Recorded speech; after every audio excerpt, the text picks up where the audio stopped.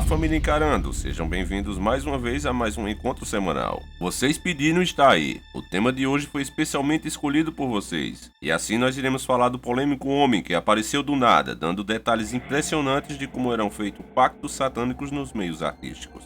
O famoso Tio Chico. Ele dava detalhes também de como era a maçonaria e dizia já ter pertencido à seita. Tão rápido como ele apareceu também foi o seu desaparecimento misterioso. Muitos chamam de farsante, outros de herói corajoso a serviço de Deus. O fato é que até hoje fica a pergunta: o que aconteceu com o Tio Chico? Ele morreu? Se sim, quem poderia ter feito isso e qual a verdadeira razão? É com essa dúvida que nós hoje vamos tentar descobrir juntos a verdade por trás do Tio Chico. Qual é o seu paradeiro? E pessoal, mais uma coisa, para quem assistiu o nosso último vídeo, deve ter visto que pela primeira vez eu dei razão aos interajumentos, que obviamente não me pouparam elogios, por eu ter errado o nome do bendito rio. Um errinho de nada, só uma besteirinha, mudei o lugar do rio de Sergipe pro Maranhão. Isso era tudo que os interajumentos queriam para comer o meu fígado. Eu tive até que dar um chute na bunda de alguns que estavam depravando demais com a minha pessoa. Então eu peço desculpas a toda a nossa família Encarando pelo erro brutal. Às vezes fazer vídeo cansado dá nisso. O sono era tanto que até o nome do ator saiu troncho. Em vez de sair Domingo Montanhês, saiu Domingo Montante. É nessa hora que um enigma surge em minha cabeça. Quem será mais idiota? Eu que troquei o estado onde se encontra o rio. Ou um inteligumento que entra em um canal de terror e conspirações para aprender geografia. Ô dúvida cruel. Agora, sem mais delongas, pegue seu pão com carne moída e ketchup e vamos iniciar o nosso quadro.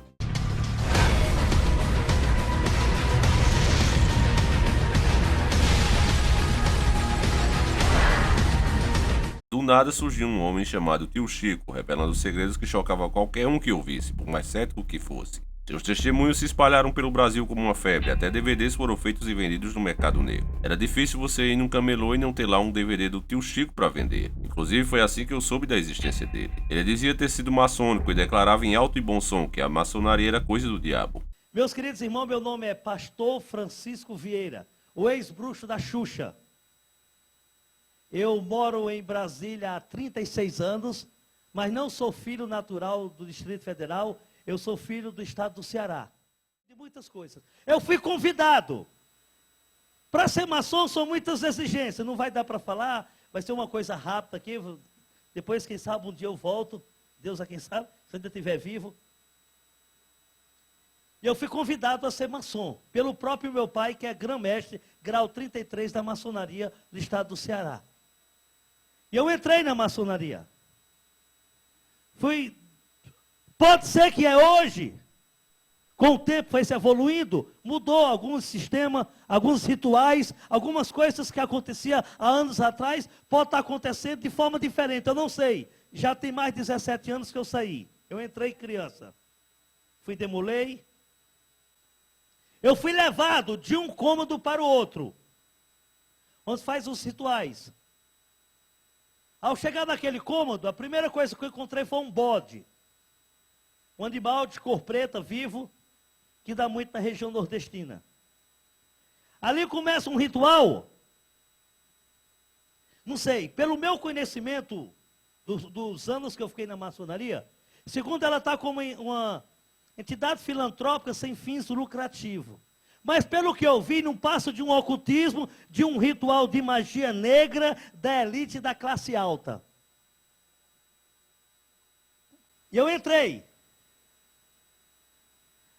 Ali, num certo ritual, o bode incorpora, recebe um demônio, por nome Exu Beuzebu. Só que lá ele vem como o Senhor dos Exércitos. Assim como no Espiritismo, em qualquer linha espírita, ele vem como santo. Porque 2 Coríntios 11:14 diz, não é maravilha que o próprio Satanás se transfigure em anjos de luz. Eu entrei, começou um ritual. O bode incorpora com esse demônio. E eu cheguei orientado por alguns da liderança dos graus bem elevados. Eu cheguei diante do animal para adorar, achando que Deus tinha um caráter, o mérito de enviar o Espírito Santo a manifestar o seu Espírito dentro de um bicho bruto e um animal. Errei por não conhecer as Escrituras, a ignorância. E eu dobrei o meu joelho ali, beijei a cabeça do animal e o animal incorporado e falei essas palavras. Hoje já pode ser até diferente, porque já evoluiu bastante, mas na época que eu entrei era assim. E eu falei essas palavras para o bode, achando que estava falando para Deus. Ó, Senhor dos Exércitos, nesse exato momento eu entrego a minha alma nas tuas mãos. Dei meu nome completo, foi escrito em um livro. Eu entrego a alma da minha filha. Naquele período, todo maçom entregava seu primogênito, seu primeiro filho. E acontecia de filhos de maçom só morria de tragédia, de acidente, de doenças incuráveis ou de um ritual de magia negra, onde eu dei a minha filha com 2 anos de idade, com 7 meses de idade, e com 2 anos ela foi morta num ritual de magia negra. Em troca de bens materiais, em troca de riqueza, de nome, de fama, de sucesso, que me levou toda essa fama a prejudicar a mim mesmo e destruir toda a minha família. A um ponto de eu ter perdido uma moça de 13 anos, recentemente, que eles mandaram matar para se vingar de mim, e me acusaram que eu falo demais, porque eu me envolvi com bandidagem, eu me envolvi com estelionatário, eu me envolvi com homossexualismo, eu me envolvi com morte, com crime, muitas coisas erradas. Eu cheguei a participar do Comando Vermelho, eu fui chefe do Comando Vermelho, numa certa área lá no Rio de Janeiro, no Morro da Rocinha. Eu me envolvi com bastante coisa. E ali diante do animal, falei essas palavras. Ó, Senhor dos Exércitos, nesse exato momento, entrega a minha vida nas tuas mãos, a vida da minha filha, a vida da minha mãe e da minha esposa. E faço uma aliança contigo, assim como tu fez uma aliança no passado com Noé. É bem bíblico, né? Para enganar e confundir as pessoas. Se você já foi no centro espírita, quando você chega lá que um médium vidente, ou aquele que tem um título de pai de santo, está incorporado com o demônio não fala que é demônio, ele diz que é santo. É uma entidade. E só vem com a finalidade de te ajudar. Mentira. João 8,44 fala que ele é mentiroso, é o pai da mentira, não se uma na verdade. Ele é mentiroso. E eu quero que ele escute e venha aqui para ficar de joelho para Jesus Cristo. Porque o Rei da Glória está aqui, então. Meus queridos irmãos, foi tirado do meu braço direito, com uma seringa descartável, 15 ml de sangue, e foi aplicado no animal. Depois de chocar o Brasil com essas revelações, Tio Chico, a figura constantemente que estava em contato com o público, simplesmente sumiu do mapa. Logo as perguntas e possíveis teorias do que havia acontecido com ele apareceram, ainda mais depois de ele aparecer nesse vídeo tão fragilizado. Comparando as imagens do Tio Chico, você nota que parece que ele estava mesmo ficando debilitado, como se realmente travasse uma batalha espiritual também. Depois ele sumiu de vez, deixando uma grande interrogação, e até hoje ninguém sabe ao certo o que realmente houve. Embora eu tenha procurado incansavelmente, não consegui achar nenhum vídeo do depoimento do Tio Chico recente, apenas vídeos antigos. Eu peço que se alguém tiver, me mande. Eu me comprometo aqui a fazer um novo vídeo mostrando essa verdade. No momento, como não temos nada recente do Tio Chico, estou procurar pela internet as várias explicações sobre o paradeiro dele. Entre diversas teorias contraditórias, eu encontrei uma que acredito seja a mais próxima da verdade. A narrativa que eu farei agora é um texto que está em um site, eu deixarei o link na descrição do vídeo para você conferir. Vamos lá. Após um grande choque emocional, após determinados dias, foi constatada a morte do ex-bruxo Tio Chico. O fato ocorreu após uma confrontação entre a Convenção Geral de Assembleias de Deus do Distrito Federal, representantes dos conselhos de pastores, agentes da Polícia Civil, representantes do Ministério Público, quando em uma sala reservada o suposto Tio Chico teve que responder algumas perguntas. Inicialmente ele teve que responder onde foi sepultado o corpo das filhas que ele confessava ter assassinado por ordem dos maçons.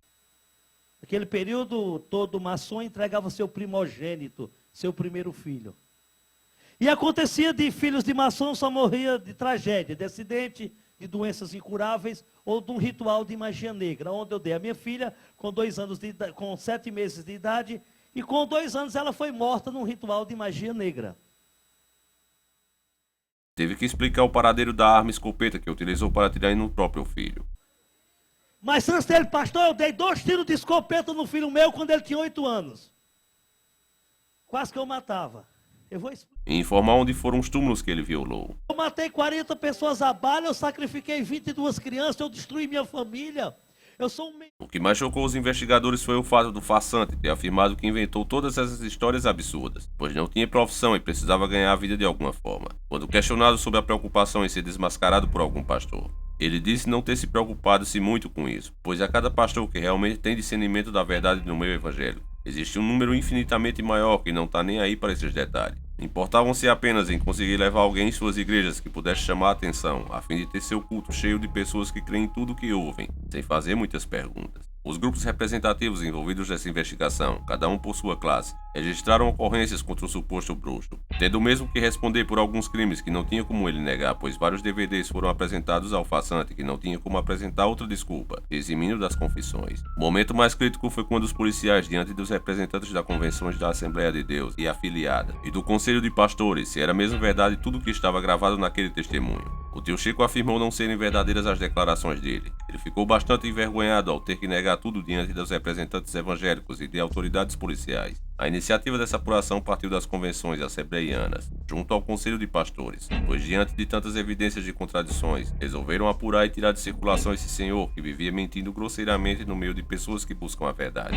Ao término da escariação, o farsante tio Chico precisou de atendimento médico, pois ficou em estado de choque emocional. Tendo bebido muita água, esteve sob cuidados médicos por algumas horas, sendo liberado algum tempo depois. O Conselho de Pastores pagou as despesas médicas e recomendou que o tal procurasse criar temor a Deus, parar com mentiras e viver de forma justa e digna, que trabalhasse como qualquer outra pessoa a fim de obter o pão de cada dia, cuidando de sua família. Após a saída do hospital, o mesmo foi conduzido à delegacia local, onde foram registradas ocorrências por falsidade ideológica, charlatanismo, ocultação de cadáver, crime contra a economia pública, violação de túmulos, calúnia, difamação, evasão fiscal. O referido farsante foi obrigado a permanecer em Brasília, tendo declarado endereço residencial em Planaltina, onde moram os filhos, comprometendo-se a não sair da cidade sem autorização da justiça. Depois de 15 dias ficando isolado em um quarto de hotel na mesma cidade, quando foi aberta a porta do quarto, ficou constatada a morte do ex-bruxo tio Chico. Como sabiam que eram aquele hóspede, um pastor local, foi chamado e foi confirmado a morte do ex-bruxo tio Chico. O pastor Josué ficou na responsabilidade de informar o segmento evangélico à ocorrência do fato. A equipe que assessorava o tio Chico sentiu-se aliviada por não ter mais que responder a tantos questionamentos sobre a veracidade dos fatos que por longos anos o tio Chico propagou por milhares de igrejas. Uma das providências foi mudar a apresentação do site oficial do tio Chico, que passou a mostrar outra imagem de abertura e nada mais sendo apresentado que lembre o título da página. As investigações poderão ser arquivadas, pois não tendo criminoso, não há como punir ninguém. Como eu disse, todas essas informações estão em um site. Vou deixar o link para você acessar. Agora vamos entender essas informações que estão na internet e por todo lugar que você procura. Infelizmente não tem como comprovar se são realmente 100% verdadeiras, mas vamos imaginar que estejam bem próximas da verdade. Só que temos que ver que ela está bem distorcida. Veja você, meu caro em cara escrito, a safadeza que foi feita com o tio Chico, de acordo com o texto que ouvimos agora. Tio Chico não ficava em uma igreja fixa, ele saía de igreja em igreja dando seu depoimento. Em troca, os pastores pagavam suas despesas de viagem e o hotel e lhe davam um pequeno cachê. E o Chico ia levando a vida dessa maneira. E então, em um belo dia, a igreja o chamou para fazer mais um depoimento. Tio Chico prontamente foi dar o seu testemunho. Ao entrar na igreja, tio Chico foi trancado em uma sala. E lá estavam agentes da polícia e o Ministério Público, segundo os relatos do próprio texto. Você vê já por aí que a coisa já está começando errada. Isso nos parece mais uma armadilha. E de fato foi isso que aconteceu. Muito provavelmente essas autoridades não estavam ali para representar a lei, mas para representar a maçonaria e o satanismo, a quem a maioria das autoridades estão seguindo. Infelizmente, principalmente as grandes autoridades. Vamos analisar também, será que a lei autorizaria alguém ser pego em arapucas desse nível? Se essas autoridades realmente estivessem representando o Ministério Público, ao meu ver o que os policiais deveriam ter feito era ter ficado à paisana, e no culto, quando o tio Chico começasse a dar o depoimento, confessando crimes, teria sido dada voz de prisão e ele ter sido preso em flagrante. Era simples e rápido diante de todas as pessoas com diversas testemunhas para afirmarem a confissão. No entanto, preferiram fazer tudo às escondidas e forçar o tio Chico, muito provavelmente através de tortura. Quem garante que o tio Chico não foi torturado para dizer que tudo era mentira? Se tudo era mentira, onde tio Chico arranjou todos esses problemas? Tem uma cicatriz aqui na frente, jovem. Entrou um ferro aqui e saiu aqui, ó. Esse lado da minha cabeça é platina. Eu tenho um parafuso. Tem crente que falta parafuso, eu tenho um a mais. Põe teu dedo aqui, irmãzinha, ó. Isso aqui é um parafuso de platina, ó. Vocês observaram que eu bebo bastante água? Eu não tenho garganta, eu não tenho as cordas vocais, são sondas de boate. Se eu começar a falar muito e não beber água, ela resseca e eu perco a voz. Eu tenho uma bolsa plástica aqui, ninguém consegue apertar, minha barriga não entra, é dura. Isso aqui é uma bolsa, todo líquido acumula aqui, não desce para a bexiga. Eu puxo essa perna, eu tenho 16 grampos de platina nessa perna. Eu sou o Robocop de Jesus. Pelo menos sobre esses ferimentos eu posso dizer que são verdadeiros, porque um membro aqui do nosso canal comprovou pessoalmente em uma oportunidade. O comentário dele está no vídeo Maldição na novela Velho Chico. Eu não vou mostrar o seu rosto nem seu nome para poupá-lo, mas o comentário foi o seguinte: parabéns pelo vídeo, muito bem feito. Gostaria de contar um relato verdadeiro que aconteceu comigo sobre o tio Chico.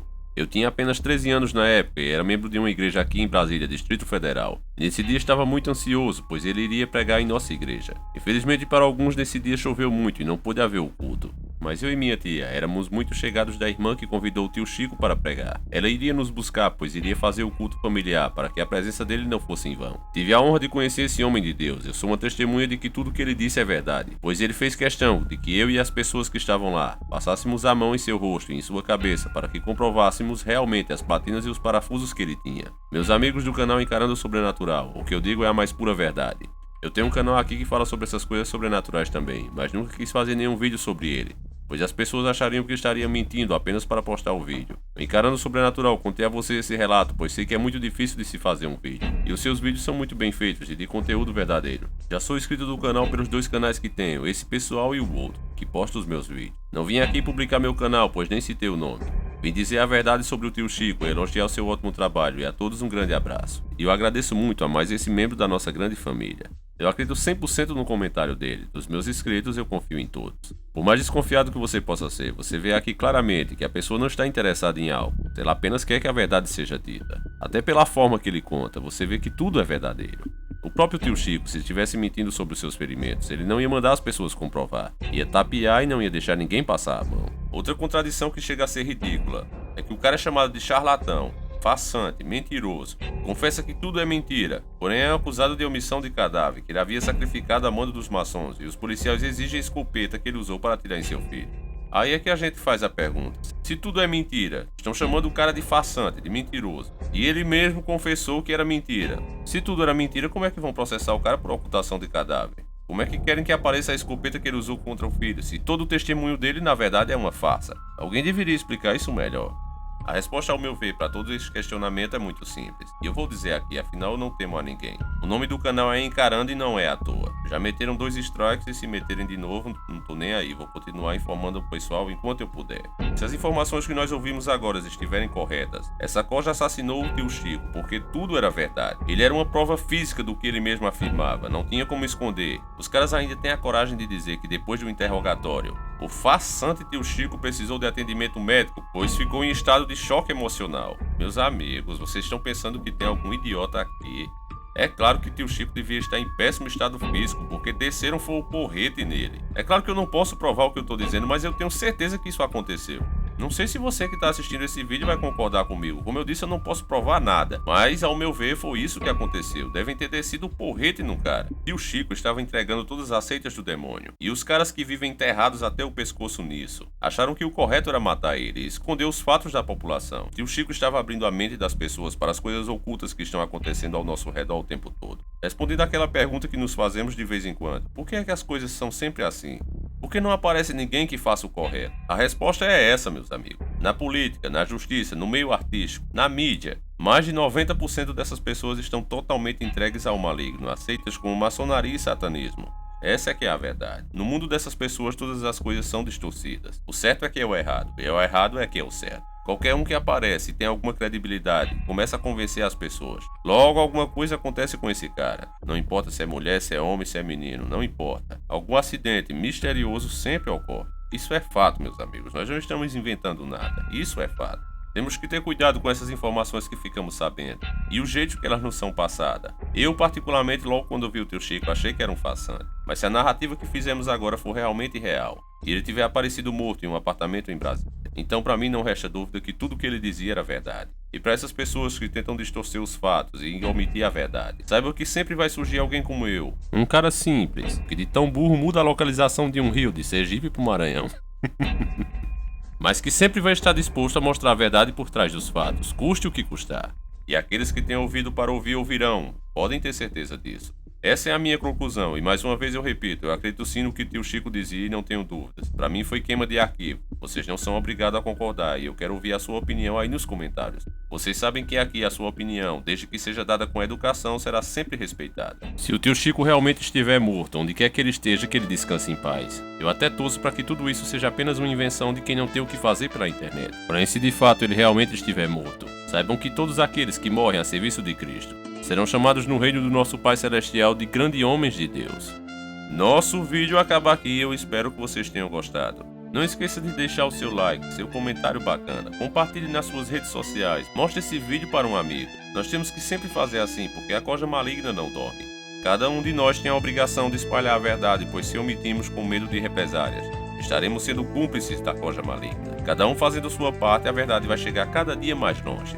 Não deixe de acessar também o canal dos nossos parceiros, onde você vai ter muita informação boas e emocionantes para você. Olá jogador, seja bem-vindo a este vídeo. Recentemente estamos recebendo informações sobre o game Resident Evil 7, que com certeza é um dos games mais aguardados de 2017. Bom, o game do 6 para o 7 teve várias mudanças, mas com certeza a mais impactante foi a visão de terceira para a primeira pessoa, que não é algo novo, porém nunca vimos na série numerada. Uma das grandes características da série é que ela está retornando ao gênero Survival Horror, mas o grande problema é que muitos jogadores olham para a nova... Eu vou ficando por aqui, que o Senhor Jesus Cristo, ou Yahushua como queiram chamar, acompanhe e proteja vocês durante toda a semana.